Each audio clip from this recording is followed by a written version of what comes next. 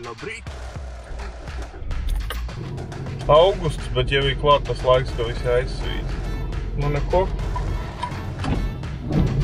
Šorīt mums ir diezgan jāpasteidzas, jo vienam onkulim Dramenā jāuzliek stikla skapīts, bet tas ir tik sen apakaļ bijis jāuzliek, un tā viņam nebija laiks, tā mums nebija laiks. Tā bija steidzīgi objekts, kā tā arī aizmirst par to reāli. Tagad taču saulīt lec, cik ir tagad 7 gandrīz. Tas ir tas rudens laiks, ka ir ritīgi smuki. Un taču saulīt lec tieši laikā, ka brauc uz darbu. Tas man tā patīk. Un kas vienmēr notiek dienās, kad tevi jāsteidzas? Tas ir tā kā likums. Tikko tevi bišķiņa ātrāk kaut kur jābūt, tāda vienmēr ir kaut kāda brēmas priekšā. Super vienkārši šitā gaisa. Jūs droši vien maz ko redz. Ritīgi kruta. Jāatnāk. Jāizņemos kāds ābols no Hans. Kāds smuka ābolīši. Un visi vietējais ekošmeko. Kā vienmēr jāpasteidzās. Un mūsējais smagais stikla skaps tik kaut kur tur ellē rata. Pārdienu oliktavu viss kastas saviet tajā, ko darīt. Tas saucās jāpasteidzās, vai ne? Paskatās, cik ir smuki. Kā man patīk šitā gaisa. Tas prikals ir tikai šitā viena mazā kastīte. Viņi ir tik smagi, kā divatā jābrauc. Jā. Nu, jāuzliek sidzeni un jābrauc ārā. Cik ir pulkstenis? 7:20. Īstenībā diezgan operatīvi sanāk, mēs te visu izdarījuši. Tikai ieliet degvielu un tad var močīt.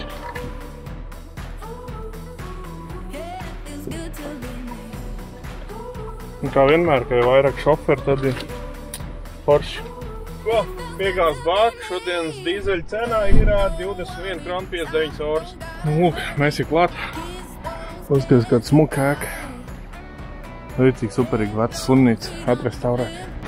Es kā var pa vecām ēkam smuku parūpēties. Šitā viss ir vēsturiskā slimnīcas ēka, bet te viss moderni izremontēts. Viss smuku, ritīgi biezos sienas, viss tā kā vajag. Un tā onkuļa. Zin kā te dzīvo visi pensionāri. Latvijā pensionāri ir nabagi, diemžēl. Šeit tā kā pensionāri beidzot ir sakrājuši, viņi pārdod savu māju un pāriet uz dzīvokļiem, lai mazāk riņķi. Tā viņš kolekcionē, reku. Šitāds brīnums, viņš taisa šito, reku no vecās tipogrāfijas, kaut kāda burti ir. Tad ir, reku, viņi te šuj un darbojas visādas šitās sedziņas taisa. Stēlos, pirmo reizi, kurš es redzu. Un tai pašā laikā, nu, salīdzinoši tāda moderna virtuvīta, ne? Un viņiem te reāli ir, tur vēl ir guļamistaba, te puses stāvs viņiem.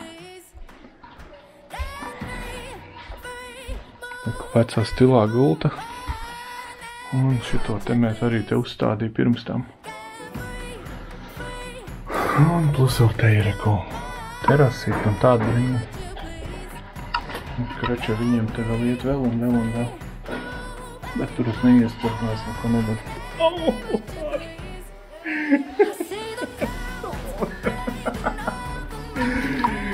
Krača šitā objektā visi caur te. Mums ir šitās brīnišķīgi lielais. Man tā liekas, viņš 350 eiro maksā, viņš ir 9000 gabalu. Viņš pasūtīja vitrīnu. Neskapēc Kristīna bišķi sapeilojās, un šitas ir precīzi tādā pat garumā. Un viss šitā smagā bandura. Es mēģināju atrast, kur viņiem ir tie turošie koki, un tā kā neviens. Tā kā es ieliku viņu uz 6 skrūvēm, 7 skrūvēm un līmi. Katra skrūva teorijā, tur Reģipša Dībels teorijā, tur 35 kilo, nezinu. Un šito kameras uzliks, ja nu mēs nogāzīs kaut ko, tad vismaz dabūs skatījums, vai ne?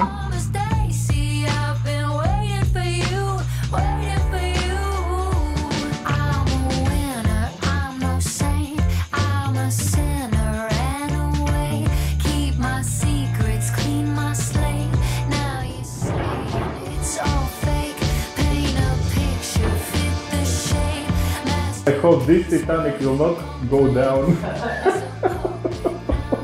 Es aizmirstu Titanic zīmi ielikt. bet viņiem tāpat jātīra stikls. Man tagad galvenais, lai viņš vismaz nostāv pāris stundas pieķertā līme, jo sprauga aizmugurē ir. Kā sieni tik nelīdzena. Jā. Šis ir viens no tiem projektiem, kur pilnīgi visi nepareizi un tu nezini, ko darīt, no kur gal sākt.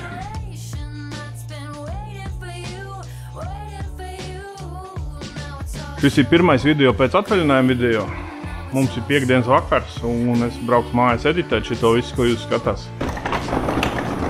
Visu dienu bija saulīta, viss bija skaisti un, protams, piekdienas vakars un mākoņi.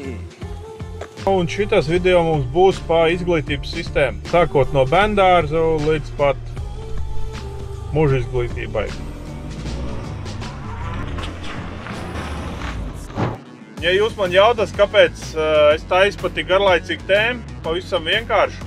Es uzskatu, ka daļa no Norvēģijas panākumiem, kāpēc viņi ir tik attīstīti un dzīvesvietai superīga valsts, ir tā, ka šeit audzina cilvēkus savādāk. Tikko es atbraucu uz Norvēģiju, man tāpat kā daudziem postpadomu cilvēkiem likās, ka Norvēģijas skolas sistēma izsmiekls un viņi tikai stulbenīšu ražo, bet jo es vairāk te dzīvo un vairāk iedziļinos, jo man liekas, ka Norvēģijas skolas sistēma tieši ražot cilvēkus, kam nav baigi daudz nevajadzīgas zināšanas, un tai pašā laikā viņi tā kā iet uz specializāciju, tad viņi arī iemācās tieši to, ko tur vajag. Teiksim, ne visiem vajag zināt tik specifiski ķīmiju, pa visām mācību metodēm un pārējo. Es tās salīdzinoši virspusēji, jo pa to varētu runāt stundām, dienām un nedēļām. Bet es tā virspusēji, bet interesantākos faktus pamēģināšu jums izstāstīt. Un vēl viens iemesls, kādēļ es to visu taisu. Es zinu pietiekami daudz šķirtās ģimenes, kas dzīvo atsevišķi, pēc kādu laiku jau pierod, ka dzīvo atsevišķi, un pēc pāris gadiem jau izrādās, ka naudai nav tik liels vērtības, un ceļi pašķirās, un ļoti daudz šķirtās ģimenes ir šitā, kas pelna naudu ārzemēs. Un tādēļ es gribu arī parādīt, ka te var dzīvot, ka te skolas darbojas, ka nav jāgaida, man sīkais pabeigs 9. klasi, tad pabeigs vidusskolu un tad jau iet universitātē, un ko tad viņš darīs, kā viņš citā valstī mācīsies. Tam visam nav iemesls, var pārcelties, valodu viņu apgūst burtiski pusgadu laikā, varbūt gadu laikā, atkarībā, kurā klasē viņi iet. Un viņi mācīsies, viņi būs laimīgi un viņi būs pats galvenais, visi ģimeni būs kopā. Un nekas nav svarīgāks par ģimeni. No sākuma, protams, būs grūti pie visa adaptēties, pierast, būs liels pārmaiņas dzīvē, bet atradīs draugus, runās vietējā valodā. 1,5–2 gadu laikā tas viss atrisināsies un viss būs kārtībā. Un tādēļ es arī cenšos jums šito visu parādīt, ka var dzīvot Norvēģijā, ka nevajag tā, ka viens pelna un otrs dzīvo Latvijā un kaut ko gaida. Skatāmies, kā viņi te mācās un izdarām secinājumus paši. Šīs sērijas tēma būs izglītība. Es saprotu, ka tas nav visiem, bet tas būs praktiski un es domāju arī ļoti noderīgi ieskatām, kā te viss tā sistēma ir veidot. Un pavisam noteikti tur ir daudz ko stāstīt, bet pat interesantākos faktus stāstot, šī būs diezgan gara sērija. Un kā zināms, sievietes vienmēr vairāk uztraucas par bērniem un visu pārējo, tāpēc arī paņem blakām savu mīļoto un skatāmies. Un tagad man ir izglītības sistēma guru, kur paskaidros jums par skolas sistēmu pamat lietas. Skolas sistēma Norvēģijā mazdrusciņi atšķirās no Latvijas sistēmas. Norvēģijā bērni mācās 13 gadus skolā. Bērndārzi šeit ir gan pašvaldības pārvaldībā, gan arī privātie. Gan par pašvaldības, gan par privātajiem tur iet vienotā rinda. Princips ir tāds, ka tu pieteicoties bērndārzam var izvēlēties 3 tuvākos bērndārzus, un tad no tev piešķir attiecīgi vienu no tiem, kas ir tuvāk tavai dzīvesvietai. Mūsu mazā miestiņai 3 bērndārzi, un šis ir viens no viņiem. Un jā, te bērni nāk arī sestdienās, svētdienās paši spēlēties uz savu bērndārzu. Sāks nozīmīgāko drošību. Viņiem pārsvarā visur ir šitādi vārtiņi, kā principā nav grūti attaisīt, to ne? Var jebkurš ienākt, bet tai pašā laikā sīki ārā netiek, jo viņi nevar fiziski tik augstu pacelt. Un tā ir 99% bērndārzi. Kā var redzēt, nekas sarežģīts ja nav. Ēkas viss Norvēģijas stilā. Bet šis ir salīdzinoši jauns bērndārs. Ir arī daudz vecāku bērndārzi, kuri burtiski izskatās pēc tādiem bišķiņu apgreidotiem šķūņiem. Un Tajā laikā, kad mums bija bērndārs, mēs maksājām mazliet vairāk kā 3000 kronas par mēnesi. Pieņēmu, ka droši vien cenas ir mazliet gāz uz augšā. Parasti šo visu informāciju var dabūt komunas mājaslapās. Piecgadnieki, kas ir pēdējo gadu bērnu dārzā, viņus ļoti smuki jau sagatavo pirmajā klasītē, tādā ziņā, ka visi bērni no tās apkaimes, kas ies pirmajā klasē, viņi iet viens pie otra ciemos, iet iepazīties ar jauno skolu, iet iepazīties ar skolotājiem, ar telpām un visu. Un to dara visu tajā gadu, nevis tikai pēdējo nedēļu pirms skolas sākuma vai pirms bērndārza beigām. Jo mērķis ir tāds, ka bērni viens otru jau iepazīst, neatkarīgi no kura bērndārza viņš ir nācis, un lai iepazīst arī klasi un skolotājus. Vienkārši lēnām pieradiņ jau pie domas, ka tas viss. Viņi ļoti te piedomā pie tā pārējas procesa, lai bērniem būtu maksimāli mazāk stresa. Lai viņam jau liktos, es jau šeit zinu, es jau šo bērnu zinu, es ar to spēlējos tad un tad. Rodās tāda vieglāka pārēja no bērndārza līdz skolai. Kas satrauktos māmiņas interesē, no cik vecuma viņi te sāk iet uz bērndārzu? Bērndārzā var iet arī pat nepilnus gadus veci bērni. Bet te noteikti jāpalaboja tiem vecākiem, kas jau iet, kam ir pirmskolas vecuma bērni un kas apmeklē bērndārzu, jo mums tāds pieredzes Norvēģijā nav, ka mēs varam mānīties. Bet reāli viņiem bērni ratiņos galīgi maziņi ķipariņi sapakot, guļ ārpusē viss pie bērndārziem. Tas, kas viņiem šeit ir atšķirīgs no Latvijas, ir tas, ka viņiem šeit nav oficiālās diendusas. Viņiem diendus kā tāda šeit neeksistē. Bet tā pašā laikā mazākajiem bērniem vai nu bērndārs vai vecākiem arī lūgt sarūpēt ratus, kuros bērns guļ jebkuros laikapstākļos. Savukārt lielākiem bērniem tur ir daži matricīši, tur atpūtas telpā, ja viņam sanāk viens, viņš vienkārši iet tur pagulēt. Jā, bet tur nav tā kā Latvijā, kad tev ir atsevišķa guļama telpa, kur ir 25 gultas, un visiem obligāti no 1 līdz 3 ir jāguļ. Tādā ziņā šeit tas netiek uzspiests. Un tas bija arī ļoti labi redzams. Mūsu piecgadniecei viņai jau sen jau neprasījās diendusa. Savukārt Latvijā, ja viņi ietu 5 un 6 gados uz bērndārzu, viņas joprojām spiestu iet gulēt diendusu. Mūsu vecākais dēls to laiku atcerās ar šausmām. Te tiek vairāk sarežģīts to, ka bērns savā ziņā organizē savu dienu, ja tā var teikt. Viņš izvēlās, vai viņš grib gulēt, vai viņš negrib gulēt. Tas, protams, lielākie, mazākie iet gulēt, pārsvarā. Jā, tas droši vien, kas ir raksturīgi, ka viņi tiešām iet jebkuros laikapstākļos ārā pārsvarā, tāpēc vienmēr ir jābūt vismaz 2-3 kombinzoniem līdzi, ļoti daudz maiņas drēbēm, ļoti daudz cimdiem, cepurēm un zeķēm un zābakiem. Un tā liekas, ir jau forši, tev it kā nekā cita līdzi nevajag, uz skolu arī, kad bērni dodās, bet, teiksim, te ir savs ieguldījums tieši apģērbā. Protams, ja tu tikko pārcēlies, tu nenopirksi visu dārgāko un viskvalitatīvāko, bet tad vismaz nopēc vairāks lētāks, lai ir ko mainīt. Bet vispār ir jāskatās ļoti uzmanīgi, lai bērnam patiešām būtu komfortabli, jebkuros laikapstākļos. Bērndārznieki iet ārā, skolnieki iet ārā, un visas pauzes ir ārā. Bieži vien viņiem ir tā saucamās āra dienas, ūte skole, ūte Barnehāge, kad visu dienu bērns vienkārši ir ārā. Tur ir ģērbtuvs, un kā var redzēt, katram bērnam ir savējais skapīts nodaļiņa, kur viņam ir lietas apģērbs un tam līdzīgi. Bet, jā, viņi ārā nozīmē, ka viņi iet ārā, vai tur ir lietus vai sniegs, vai tur, kā es teicu, sēž 2-metrīgs bārdains notetovēts onkuls un sit ledu kopā, lai bērni varētu pasmelt un uztaisīt sev slidotavu, vai ne? Tas viņiem ir pilnīgi normāli, un tā viņi arī dzīvosies. Un jūs nedomā, ka jūs tur iedos viens drēbits, un viņš tur pieklājīgi spēlēsies. Viņi būs nomūrējušies no galvas līdz kājam, un arī beigās būs apenes smilts. Tā kā ar to jārēķinas, un tas ir normāli, ka viņi izbauda savu bērnību. Jā, tos var izstāstīt no mūsu pieredzes, kad mēs pārcēlāmies 18. gadā īsi pirms Ziemassvētkiem, un meita dabūja bērnu dārzu februāra beigās. Un bērndārzā viņa gāja aptuveni 3 vai 4 mēnešus līdz skolas sākumam. Un tas februārī jau vēl ir ziema, augsts un ledus un viss un tāds.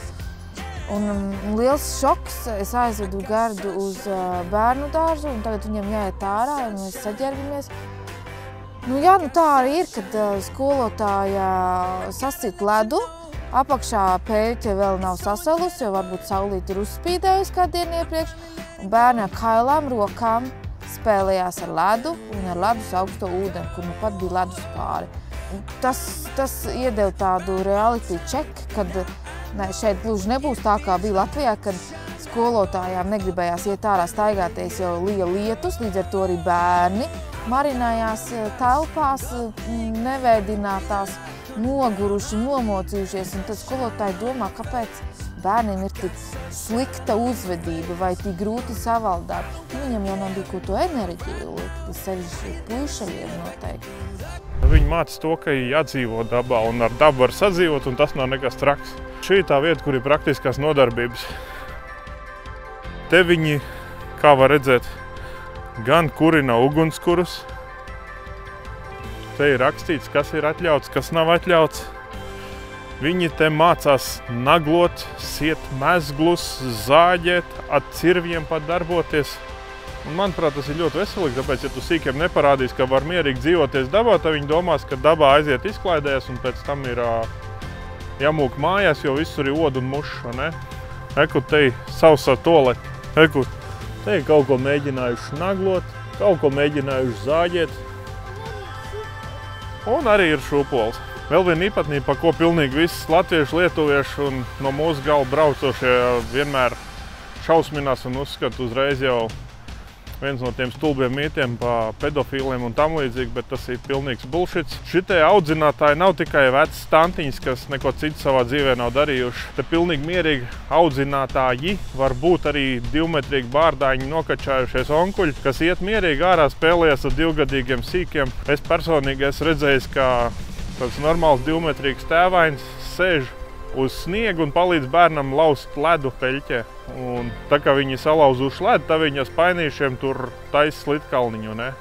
Un tas ir pilnīgi normāli un par to neviens nebrīnās. Vienkārši mūsu postpadomu domāšanas veids uzreiz, tikai tanca pieskatīt sīkos un tam līdzīgi. No to diezgan ātri atrod, jo te tu burtiski nevar no tā izvairīties, jo tas ir normāli, ka katrs strādā tur, kur viņam ir aicinājums, nevis, ja tu esi tēvains, tad tevi jākrāmē kaut kādu miltmaisu, ne? Pār visu izglītības sistēmas darbinieki saņem diezgan normālas algas, un tāpēc nav tā kā Latvijā, kur ir mazāks algas, tur tikai dažs nelaimīgs omītis sēž, ne? Un viņi tur baigi nedala, īstenībā pēc vecuma grupām viņi visi spēlējas kopā, visur ir ņigu ņegu, nav tā, ka tikai viena grupiņa, jo viņi tur burtiski, es nezinu to dienas sadalījumu, bet viņi tur stundām sēž ārā un tad tur visi kopā. Un tas arī iemāca to, ka tev vajag tā kā sabiedrībai, tu jau nekad nebūsi vienā vecuma grupā vai viens sociālais stāvoklis un tam līdzīgi. Tu tāpat vienmēr būs ar visiem kopā un tev ir jāmācās, kā cīnīties pa sevīm sabiedrībā. Runājot par skolu un bērndārzu lokāciju, viņas te ir tik daudz, viņas ir maziņas un tāpēc viņas ir ļoti daudz un tāpēc viņas var būt visdīvainākajās vietās. Tā kā šeit, šis bērndārzs konkrēti, tepat blakām ir pansionāts, ne? Bet es kā pasniegs, es ļoti daudz grāmatas vadājis un burtnīcas uz visām šitām skolām un bērndārziem un pats trakākais, ko es esmu redzējis, ka burtiski bērndārzs ir aiz drāžu žoga, tā kā šitai un otrā pusē kapi būtu. Tas bija vienā ciemata augšā kalnos, baigi interesanti. Es tā nekad nebūtu nobūvējis blakām, bet tas atgādina, ka mēs ir dzīvi, vai ne? Viss dzīves cikls no bērndārza līdz kapiem burtiski rokas stiepiena attālumā. Kas man patīk skolās, viņi, ja ir iespēja domā pārpus, pareizāk sakot, ja ir iespēja viņi domā par to, lai nebūtu baigais diskomforts un mūzikas skola, pārsvarā viss mūzikas klase ir ārā. Un viņiem reāli tur mūzikas klasē māca ģitāras, bungas, tur flautas, da jebko. Viņi tur to teoriju tā bišķiņ, bet viņi reāli māca instrumentus spēlēt, lai nav tā kā mums tā titi, un tas ir viss, ko tu atceries no tos stulbo mūzikas skolu. Kas ir interesanti, vismaz šitai skolā, viņiem katra skola ir pilnīgi savādāk, bet te sanāk ik pa 2-3 klasītēm, katriem savu ieeja ir tā, lai mazie iet iekšā, viņi uzreiz saģērbas, viņiem ir savu toči. Nav tā, ka tur atnāk lielais kaut ko nolaiž, nolauž, teiksim, toaletē. Tur ir viss piemērots sīkiem, teiksim, šitie nāk vismazakie, tur podu vispār ir gandrīz ceļa augstumā vēl zemāk, vai ne? Tagad no praktiskās informācijas atgriežamies pie skolas guru. Krača izstāst apmēram par to, kā tā skola ir sadalīta. Kur ir pamatskola, kas ir vidusskola, tad cik tu teici, ka viņiem ilgāk jāmācās, kāpēc viņiem ilgāk jāmācās? Tātad bērni šeit mācību gaitu uzsāk tad, kad tajā rudenī, kad bērnam paliek 6 gadi. Šeit skolas iedalās no 1. līdz 7. klasai, kas ir bērna skola, un šīs te bērna skola, kas ir, tā kā var teikt, sākuma skolas klases, princips ir tāds, ka bērns mācās tuvāk mājām. Tad katrā ciemā, katrā pilsētā saglabāt šīs skolas, kur mācās bērni līdz 7. klasē ieskaitot. Mums arī tikai 5 minūtes no mājām ir, tāpēc bieži vien mazie staigā pašā kājām uz skolu un mājās. Un droši vien te ir vērts pieminēt, ka šeit likums nosaka, ka tev ir jāiet vistuvāk mājām tajā skolā. Tu nevari izvēlēties jebkuru skolu pēc kārtas. Tu vari, protams, izvēlēties privātu skolu un vest tur un maksāt naudu. Bet, ja tu gribi iet valsts skolā, tad tev ir jāiet tajā skolā, kurā tev ir vistuvāk dzīvesvietai. Tas ir līdz 7. klasei obligāti. Un, protams, viņiem te nav pieņemts filmēt bērndārzos un skolās, tāpēc es šito visu filmēju svētdienā, tagad te neviena nav. Respektēsim vietējos likumus. Tā izskatās mūsu vietējā Semes skoliņa. Te uzreiz notiek tik daudz, kas te ir basketbols, kur viņi man nāk mierīgi brīvdienās. Tur viņiem ir uzreiz arī braukšanas eksāmeni riteņiem, vēl kaut kādas spēles. Reiz gadā ir, kā uztais vienu dienu, atbrauc visi ar riteņiem, pārbauda vai bremži atstarotāji, parāda apmēram bērnam, kā braukt. Viņiem pēc nedēļas ienoliek tas braukšanas eksāmens, tad viņi dabū uzlīmīt no skolas, kā ritenis ir braukšanas kārtībā un to, ka viņi māk braukt un arī noteikums zina. Tas ir, man tā liekas, tas, kas Latvijā reāli pietrūkst, jo vismaz manā laikā neviens ceļu satiksmes noteikumu neko nemācīja. Kaut gan dzīvē tas ir 50 reizes vajadzīgāks nekā tur iemācīties kaut kādu fiziku vai ķīmiju. Vai ne? Kādreiz viņiem bija likums, ka vairāk par 50 cilvēkiem, tad obligāti jābūt bumberum, jeb bumbu patversmēm. Un tāpēc ļoti daudzās skolās viņas izskatās uzfrišināts, bet vēl var redzēt tās biezās metāla durvis un šaurās mazos izbetenotos lodziņus. Jo tie, kas nezin, tie domā, kas tā pa katoru, lai bērni nemūk ār, bet īstenībā tas ir tīri drošībai. Un likums ir tagad jau aizvākts, tā kā jaunajās nav, bet īstenībā tagad ar visiem Ukrainas šitiem notikumiem cilvēki bija ļoti priecīgi. Viņi jau uzreiz tika apziņot, kur var patvērties, ja nu ir kaut kāds briesmas un tam līdzīgi. Jums skolā nav parādīts, kuri jāmūk ugunsgrēka gadījumā? Jā, ir. Jums arī kaut kāda apmācība bijusi? Jā. Jūs zināt, kur aizskriet? Mums nav jāskrien. Mums aiz skolotāja jāiet mierīgi. Tāpēc mums ir ineskūtā, lai mēs tad, kad ejam ārā, piemēram, ir sniegs, tā lai mums no zeķis slapjas. Tad mēs aizejam, un tad tur ir tāda vieta, kur mēs visi stāvjam, un tad vienkārši Bet jūs to esat mēģinājuši vairākas reizes? Jā. Tā kā viņiem reāli notiek arī treniņi, kas arī vismaz manā laikā Latvijā nekad netika darīts. Pilnīgi ignorēts. Tas ir interesanti, ka viņiem ir tā garderobe, kurā viņi visas drēbes noliek, un tāpēc viņiem ir atsevišķi arī innesku, jeb iekšējās kurpes, ka viņi nomaina apaus, bet tik un tā staigā zandalēm vai botīm. Jo, ja ir kaut kāda trauksme, kaut kas, viņi uzreiz viss organizēti iziet ārā uz to, kā viņš saucās, satikšanās punktu, un tad pārskait visus bērnus vai kāds kaut kur nav noklīdis un tam līdzīgi. Skolā SFO telpās virtuvē bija sadūmojums, ieslēdzās ugunsdzēsības trauksme, un visi bērni tika izvedīti ārā. Un mūsu gardai, gan vienīgai no klases, bija sausas kājas, jo viņai vienīgai bija kājās innesku. Bet nav runa par to, ka citiem bērniem nebūtu nodrošināts tas innesku. Runa ir par to, ka bērns vienkārši nav uzvilcis, viņi pie tā nav strādāts, ka viņam obligāti jāvelk pie apavira. Un tajā dienā liela lietus un bija augsts, rudens, un bērniem bija slapjas kājas, jā. Sēdēja ārā un gaidīja, kamēr pažurnieki pateiks, ka var iet iekšā. Jā. Un no tās reizes, es domāju, daudziem ir skaidrs, ka Ines Kūna nav nekāda joka lieta. Un šis ir tas, ko es teicu, ka viņiem vecām ēkām, ja vairāk kā 50 cilvēki, bumba patvērtni jābūt bija kādreiz pēc likuma. Un tā var redzēt, viņiem pat visi certifikāti, visi pigiņi, visu, ko vajag. Tā kā īstenībā tās vecās skolas viņiem uz šitā Ukrainas foni ultra drošas vietas. Palabo, ja es kļūdos, bet ja ir tālāk pa māja, pa 4 kilometri tā kā no skolas, un tur neiet autobusus garām, un bezmaz, ja tev nav nekā transporta līdzekļi, kā tikt uz skolu, tad valsts apmaksā taksometru, lai bērns varētu tikt uz skolu. Jā, ir iespēja droši vien apskatīties. To visu arī izvērtē droši vien pašvaldība. Jā, droši vien to visu var meklēt pašvaldības mājaslapās. Kas vēl ir lieta, ko aizmirst izstāstīt pēc šitiem SFO arī jāsaka? Jā. SFO? Ko tas nozīmē, tu zini? Es viņu pieminēju 3 reizes, bet es nezinu, kā viņa. Kam tā abreviatūra ir? Skole fritidsorganisering vai kaut kas tam līdzīgs. Man arī noteikti jāpalabo. Uzliks uzraksti. Tas ir tas, kas pa maksu no 1. līdz 7. klasē tev pieskatīs bērnu tajā laikā, kad nav skola. No 7:15 rītā līdz 16:30 pēcpusdienā. Ja bērnam sākās skola 8:30 un beidzās, pieņemsim, 1. klasē 1, bet vecāki strādā, teiksim, no 7 līdz 4 vai līdz 3, tad nav nekāda problēma bērnu aizvest uz SFO. Tas ir skolas telpās, parasti ar tiem skolotājiem, ko jau viņš pazīst. Un tad viņš pieskat, mēs maksājām 3000 kronas mēnesī. Bet tas katrā komunā ir savādāk. Un starp citām tagad 1. klasē ir bez maksas.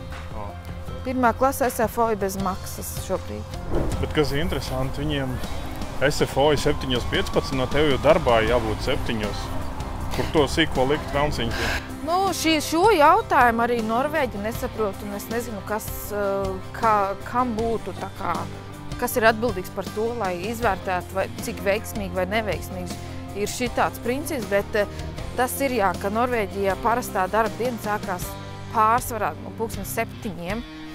Un bērnu dārzi pārsvarā ir no 7:15 vaļā, tāpat kā SFO.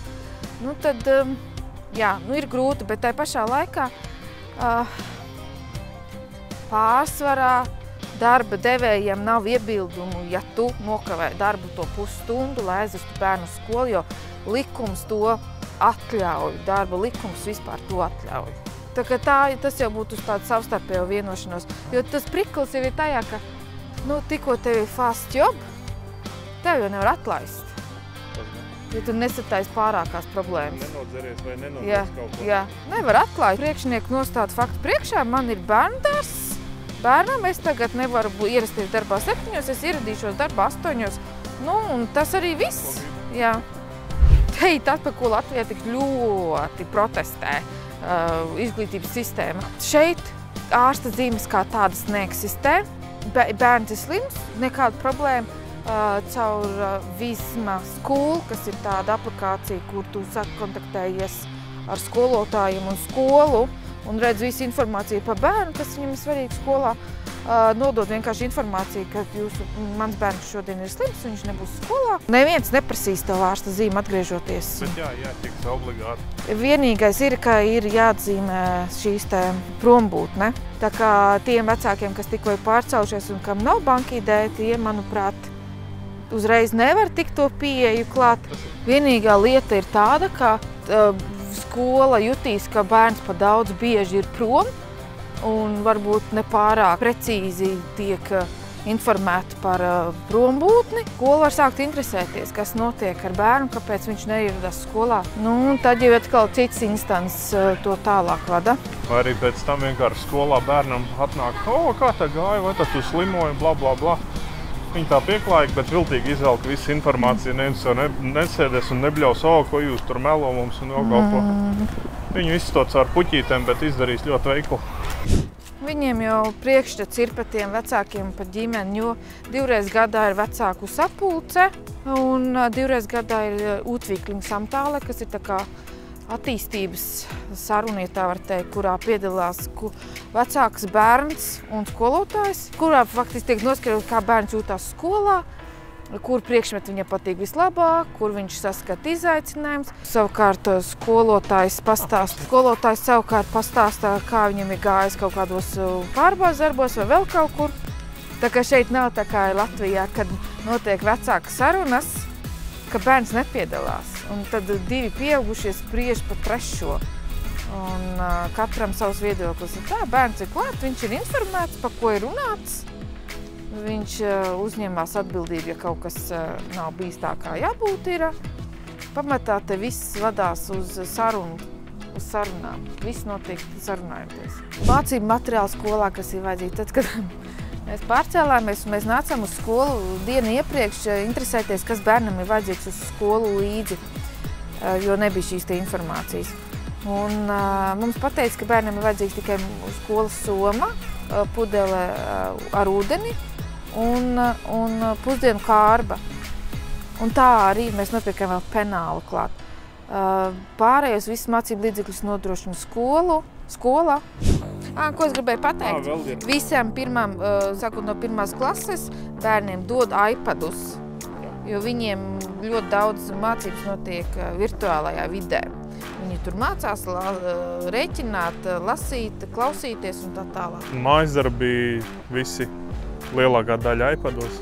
Jā, un kas mums bija pārsteigums, ka mēs nebijām gatavi, mums bija jāparakstās, ka mēs nesam materiālo atbildību par šo te iPadu. Ja kaut kas notiek ar iPadu, tad mēs maksājam 5000 kronas. Un no 8. klases viņiem ir portatīvie datori, tā kā skolas portatīvie datori, kas arī, starp citu, visu cauru gadu paliek pie viņiem arī vasarā. Tā kā, jā, nekādu problēmu nav. Un tas no 8. klases ir sevišķi, ka viņiem ir šī te portatīvie datori, tāpēc, ka no 8. klases viņiem mācību grāmatas kā tādas nav.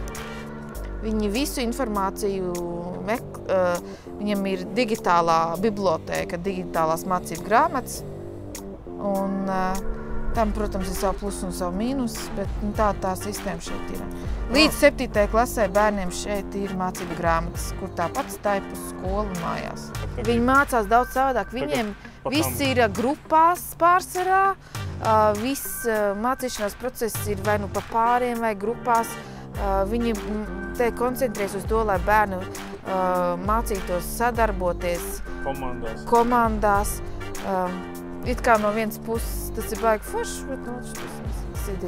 Savukārt no 8. klases viņi ļoti daudz koncentrējas uz prezentācijām. Viņi taisa prezentācijas jebkuros priekšmetos pa jebkurām tēmām. Un pēc tam ir jāizstāv. Vēl ir tāda lieta, ka viņi var izvēlēties darbu taisīt arī kā filmu vai kā podcastu vai arī kā PowerPointu. Un tad tiek vērtēts arī šis kreativitātes moments, cik bērns ir izdomājis kreatīvi sev pasniegt. Karači nav svarīgi. Viņiem ir tādas stundas, kur māca pa visām ticībām. Mācību priekšmets, kurā māca par visām ticībām. Pa islāmu, pa hinduismu, pa visiem. Lai nav tā, ka tikai viena kaut kāda dominējošā, mēs tagad dzīs bērniem iekšā pilnu galvu. Tie vienkārši pasniegt faktu veidā, un lai bērnam ir izvēle, lai viņš saprot, ka ir dažādi veidi, kā vajag visu respektēt, bet tajā pašā laikā, vienkārši parāda, nevis uzspiež kaut ko. Vismaz Tonsberga komunā kādreiz bija tā, ka iebraucēju bērni uzreiz nevarēja iet uz tuvāko skolu mācīties. Viņiem bija jāiet uz tādu skolu, kur bija tā kā visi iebraucēju bērni, dažāda vecuma, kam bija jāmācās norvēģu valodu vispirms. Tikai tad, kad tu biji iemācījies daudz maz norvēģu valodu, tikai tad tev pateica, ka tu vari iet uz tuvāko skolu tālāk mācīties. Pa mācībām tur ir tā, ka bērns mācās tur tik ilgi, kamēr tās skolas skolotāji uzskata, ka tu esi iemācījies tik daudz, lai tu iet parastā skolā. Tad ir atkarīgs no paša bērna, vai viņš iemācās valodu 3 mēnešu laikā, vai viņš iemācās 6 mēnešu laikā, vai viņam ir vajadzīgs vesels mācību gads. Cik man zināms, pandēmijas beigās Tonsberga komūna atteicās no tā, tagad bērni iet jebkurā skolā tuvāk mājām, un viņiem tiek nodrošināta tulka. Tagad skolas aicina darbā latviešus, kam ir skolotāja izglītība, pedagoģiskā izglītība, un kam ir norvēģu valoda tekošā līmenī, lai viņš var, teiksim, tur 10% slodzi strādāt ar latviešu bērniem, kas tikko sākuši skolā iet. Jo to noteikti var palabot. Es zinu, ka mēs tikko pārcēlāmies un es meklēju informāciju. Ļoti daudzās komunās jau bija tas princips, ka bērni vienkārši jau uzreiz iet uz skolu. Savukārt mēs, ka meklējām informāciju, kā tieši attiecās šitai pašvaldībā, tad jā, izrādījās, ka 6 mēnešus Gustavam vajadzēja braukt uz tuvāko pilsētu un iet uz šo te jauktajām klasēm un mācīties norvēģu valodu. Bet kas bija interesanti, ka viņi arī iedeva autobusu kartu, un lai bērns brauc tur mierīgi. Viņš tā brauc, viņš ir bērns, viņš neko nezina, un viņam jābrauc svešā valstī ar autobusu.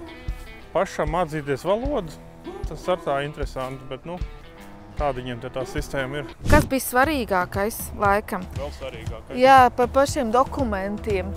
Kā tas ir, kad pārceļās ar skolas vai bērndārza vecumu bērniem uz jaunu valstu, uz Norvēģiju, bet nav neviens ne ID numurs, ne D numurs. Īsti nekā nevar pieteikt bērnu skolā, jo tev nav pieeja nekādiem portāliem, bet tālāk. Tad par to nav jāuztraucās, vienkārši vajag sazināties uzreiz ar tuvāko skolu. Ar skolām ir vienkāršāk. Tuvējo skolu, un viņi ņem bērnu jau nākošajā dienā, neatkarīgi no tā, vai viņam ir jau juridiski status nokārtots valstī vai ne, jo prioritāte ir tāda, ka jebkuram skolas vecuma bērnam ir jābūt tiesībām apgūt zināšanas. Un īstenībā tas pēc tam arī ir tā kā pierādījums, ka jūs te dzīvo, ka bērns iet uz skolu. Viņi piešķir šo te pagaidu numuru. Tas nav saistīts ar D numuru, viņi vienkārši jau piešķir kaut kādu numuru, lai sistēmā tas viss aiziet. Tas ir tas skolas vecuma.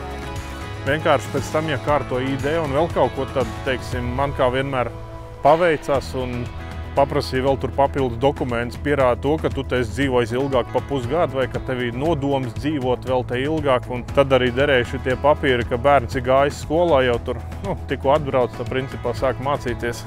Savukārt mums ar bērndārs bija tā, ka es personīgi sameklēju Tonsbergas komunā mājaslapā, kur jāsūta ēpasti, ir tieši pa bērndārs, kas atbild, un Gardai nebija nekāda dokumenta, vēl nekas gatavi, mēs bija uz iesniegšanu. Bet ņemot vērā to, ka viņai tajā rudenī jau bija jāsāk skolas gaids, un es negribēju, ka viņi arī braukā uz Tonsbergu, uz to kopējo skolu, kur mācos to norvēģu valodu bērniem, tad es rakstīju vēstuli, kad es vēlos, lai mana meita jau sāk bērndārza gaids pēc iespējas ātrāk, lai viņi var atgūt valodu bērndārzā, un arī bez visiem dokumentiem, bez nekā mums piešķīra bērndārzā vietu.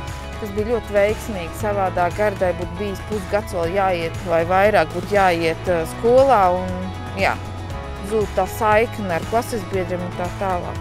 Viņiem nav siltās pusdienas, tā kā mums ir pieņēmtas skolās. Tātad pusdienas gādā paši bērni, pieaugušie. Tātad lunchbox, mātbox, pusdienu kārva, mātpake. Tajā pārsvarā liek iekšā maizītes ar pålegg, jeb sieru, gaļu, gurķīti vienalga ko. Maizītes, karoče. Jā. Liek jogurtiņus, liek augļus, visu to, kas ir veselīgs. Nedrīkst likt kūkas, konfektes, šokolādi. Nedrīkst, mēs nedabūjam pat dibeni. Saldinātās sulas nedrīkst būt. Tādas visas, kas nav veselīgi, kas ir ar cukuru. Ja mācību maksas atšķirās pa skolām, pa komunām, tad, protams, vispārējais arī var būt stipri individuāli. Mums tai pieredze tikai šitai vienā rajonā, tā kā varbūt tas ir daudz savādāk. Tajā vietā, kur tu dzīvo. Un, protams, interesi pēc uzraksta, kā tas ir jūsu rajonā, kas tur atšķirās vairāk vai mazāk. Jā, mums interesētu, kā ir ziemeļos bērndārzā. Tātad šeit mēs esam atbraukuši līdz vērs skolai. Šī ir kombinētā vērs skola. Tas nozīmē, ka te bērni mācās no 1. līdz 10. klasē. Ir ēkas, kur ir paredzēts tikai no 1. līdz 4. klasē. Tad ir ēka, kas ir paredzēta no 5. līdz 7. klasē bērniem. Un ēka priekš no 8. līdz 10. klasē, kas ir ungdomsskola, ko Latvijā varētu pielīdzināt 7., 8., 9. klasē aptuveni. Šī ir tā ungdomsskola, uz kuru brauc bērni no SEM skolas. Pēc 7. klases bērni var izvēlēties, uz kuru ungdomsskolu viņi grib iet mācīties. Daži bērni aiziet uz sporta specializēto skolu, citi aiziet uz vēl citām skolām. Bet pārsvarā visi dodas uz tuvāko ungdomsskolu, kas ir viņiem pieejami. Lai līdz ungdomsskolu nokļūtu, daudzi bērni brauc ar autobusu. Pašvaldība nodrošina autobusus, bērniem tiek iedotas autobusu kartiņas, kuras viņi drīkst izmantot līdz 4 reizēm dienā. Un to drīkst izmantot tikai skolas laikā. Viņiem ir laika ierobežojumi. Mēs vienreiz, kad braucām, līdz 7 vakarā drīkstēja izmantot. Pēc 7 vakarā nedrīkstēja izmantot. Un šeit ir tā daļa, ēka, kas ir ungdomsskolai tieši no 8. līdz 10. klasē. Tas ir tāpēc, lai bērni būtu tā kā savā vecuma grupā nodalīti un nemaisītos viens otram pa kājām. 2. klasē ir sava ieeja un tā viņi te dzīvojās katrs savā bariņā. Kā jauniešiem piemērotāks ir, viņiem ir fiziskās aktivitātes, ko mēs pirms tam arī teica un rādīja. Apakšā ir tā kā bunkurs iebūvēts. Un man kā galdniekam un normālam cilvēkam, kam patīk ar rociņām strādāt, baigi patīk viņu šitā darbmācības klase. Viņi izskatās pēc reālas darbnīcas, nevis kaut kāda, tur 3 ēvelbeņķi un dzīvo un daries kā grib. Te ir normāli var redzēt taisnojāmā ēvela, kas vēl tur ir plenšnieks, virpas, nosūcēji. Tur īstenībā var jau normāli galdniecību viņa maziņu. Droši vien jāpiemina, ka atzīmes šeit liek no 8. klases. Atzīmes sistēma ir no 0 līdz 6 ballēm, kur 0 ir zemāka atzīme un 6 ir augstāka atzīme. Daudziem bērniem tas ir diezgan liels šoks, jo viņu prasmes pēkšņi tiek vērtētas ar atzīmēm. Tam jau ir liela nozīme, jo kādu atzīmi tu saņem. 10. klases beidzot ir eksāmeni, kuri nosaka, kādā līmenī tu esi, un tad tu vari izvēlēties, uz kuru vidusskolu tu vēlēsies tālāk ies. 10. klasē jauniešiem ir jāizlēma, ko viņi tālāk darīs ar savu dzīvi. Viņiem ir līdz pavasara sākumam ir jāiesniedz dokumenti jaunajās izvēlētajā skolā. Vai tā būs parastā vidusskola, vai tā būs arodu vidusskola, bet tur jaunieti noteikti vajag ļoti padomāt, jo dažās skolās, kur mācās tikai arodu un nesagatavo studijām, ja uz tām skolām aiziet un pēc tam tomēr izdomā, ka grib iet arī mācīties augstskolās, tad tas ceļš varētu būt nogriezts, jo daudzās augstskolās neuzņem studentus no arodskolām. Tā līdzīga sistēma kā mums, kā ir arodskola un skolas beigās. Vismaz Latvijā mēs arī izgājām arodskolu un tad izlīdzinošais kurs, bet šeit bieži vien nav tāda opcija. Labā ziņa ir tāda, ka te ļoti augstā līmenī ir šī mūža izglītība, ja to tā var pateikt. Arī jebkuram vecumam, teiksim, ja tu esi pabeidzis arodskolu, tu esi iegūs profesiju un tu esi kādu laiku strādājis un tomēr esi sapratis, ka tu gribi iet tālāk augstskolā mācīties. Augstskolas piedāvā kursus, kur tu vari iemācīties un nolikt eksāmenus uz tiem priekšmetiem, kas ir obligāti iestājoties augstskolās. Var iestāties, bet tas ir garāks ceļš. Tur ir vecā skola, un ja viņiem sanāk paplašināties, vai arī viņiem nesanāk nauda jaunām ēkām, tad viņi šitās pagaidu būves, kas reāli kalpo vairākus gadus, un te viņiem ir iekšā jaunās klases. Kā var redzēt, kas ir interesanti. Skola, vai ne? Augšā bija pingpongs, basketbols, otrā galā bija basketbols. Šitā atkal apakšā zem jumti pingpongs. Teiksim, šitādā lietainā dienā var mierīgi spēlēt. Tepat galā sīkajiem, kur parāpties augšā. Turpat tālāk šūpols. Te uzreiz skateparks pie skolas. Skolas nav tāda viendabīga kaut kāda standarta kastīte. Katrai skolai, protams, atkarīgs no finansēm, tā lai sīkiem ir ko darīt, jo tāpat, ja visi sīkie vienā barā, tad vienmēr būs problēma. Vienmēr kāds būs ar kaut ko sakašķējies un tā tālāk. Vasaras brīvlaiks, varbūt svarīgi. Jā, ļoti. Vasaras brīvlaiks šeit ir 2 mēneši. Bērni mācās gandrīz līdz Jāņiem. Brīvlaiks beidzās pēc 2 mēnešiem. Pieņemsim, ja 20. jūnijā ir pēdējā skolas diena, tad 20. augustā parasti ir pirmā skolas diena. Un, protams, skatoties pēc kalendāra, kā viss sakrīt. Vēl kas jāpiemiņ, ka brīvlaiki, ja tās nav oficiāli sarkanie datumi, brīvlaiki un skolas sākumi un beigu datumi var atšķirties pa komunām, pa filkēm. Dažādi, tā kā, teiksim, mēs te pieņemsim Tonsbergas komunā, mums skola sākās šogad 21. augustā. Es zinu, ka Oslo pusē sākās jau 17. augustā. Tā kā viņi pa kaut kādiem datumiem var atšķirties. Un, ja jaunietis ir izlēmis iet vidusskolā, tad 13. klasē viņš ir russ. Un russ šeit Norvēģijā ir ļoti liels notikums. Katrs jaunietis tam iet cauri, viņi pasūta speciālus kombinzonus zilā un sarkanā krāsā ar dažādām uzšuvēm. Tad viņi ir krājuši naudu vai taisījuši talkas, lai varētu uztaisīt autobusus.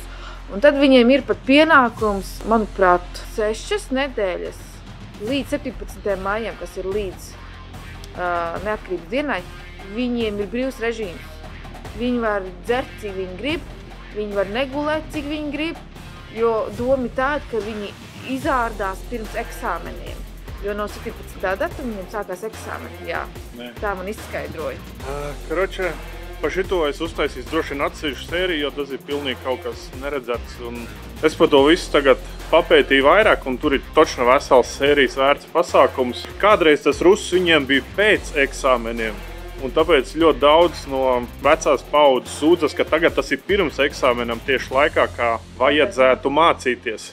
Tagad sanāk tieši mēnesis pirms eksāmeniem, tagad tev ir pats svarīgākais mācību laiks, tu vienkārši burtiski nodzer, notrālini un taisi sūdz. Tāpēc par to būs citā sērijā, un tas būs kaut kad garāk.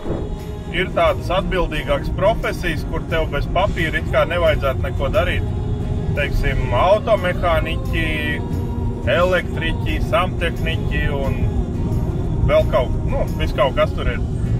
Pēc idejas bez diploma tev tur nav ko darīt, jo tev ir jāzina daudzas lietas, kas ir ļoti svarīgas, un citu drošību un īpašums no to ir atkarīgi, vai ne? Pēc idejas tu bez papīriem nevar strādāt, bet tai pašā laikā, ja tu pierādām esi nostrādājis tos 4 gadus tajā profesijā, teiksim, elektriķim vēl bišķiņi jāpiemācās pa vakariem klāt, bet viņi var to visu izdarīt, vai ne? Automehāniķi arī, teiksim, bišķiņi pamācās to teoriju salīdzinoši ļoti maz un pa vakariem.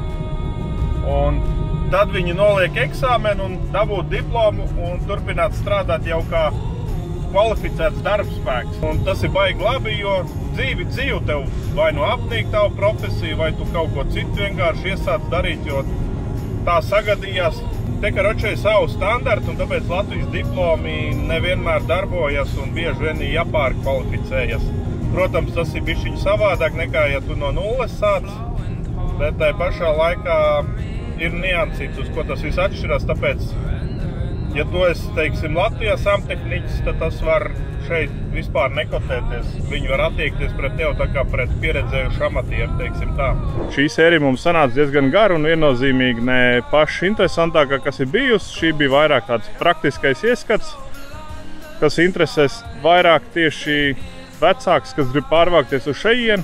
Tagad, ja zinu kā cilvēki, kas cenšas pārvākties vai arī vienkārši grib ieraudzīt kaut ko savādāk pa izglītības sistēmu, droši nošērēju šito video.